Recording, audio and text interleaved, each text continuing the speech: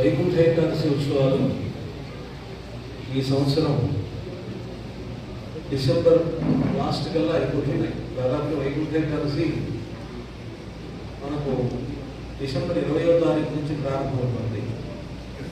December 29వ తారీఖు తెప్పోత్సవం, December 30వ తేదీ వైకుంఠ ఏకాదశి ఉత్తరాధార దర్శనం.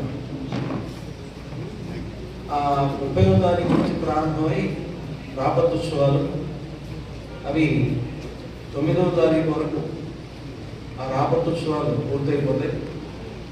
10వ తారీఖు నుంచి 12 లోపల మనకు విలాసోత్సవాలు ఉంటున్నాయి. అలాగే మనకు మామూలుగా అయితే సంక్రాంతి నాడే విశ్వరూప సేవ జరగాలి వాస్తవానికి. కానీ సంక్రాంతి నాడు విశ్వరూప సేవ రావడం వల్ల ఆ రోజు చేయవలసినటువంటి సంక్రాంతి నాడు రథోత్సవం, ప్రణయ కలహోత్సవం ఇవన్నీ కూడా చేయడానికి, అలాగే విశ్వరూప సేవ చేయడానికి ఆ రోజు మనకు 2 ఉత్సవాలు చేయడం అనేటువంటిది అన్నీ ఒకేసారి జరుగుతుంది. ఇలాగా ఈ సంవత్సరం షెడ్యూల్ ప్రత్యేకంగా ఉన్నది కనుక దాన్ని ఒకసారి గుర్తుపెట్టుకోవాల్సిందిగా కోరుతున్నాం.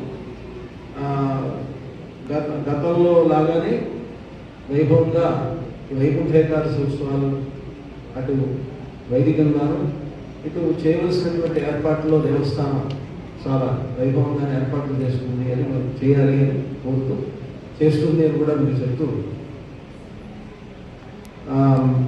ఏ విధంగా ఎప్పుడు ఎలాగైతే జరుగుతుందో అదేవిధంగా ఉత్సవాలు వైభవంగా నిర్వహించడం జరుగుతుంది. జై శ్రీరామ్.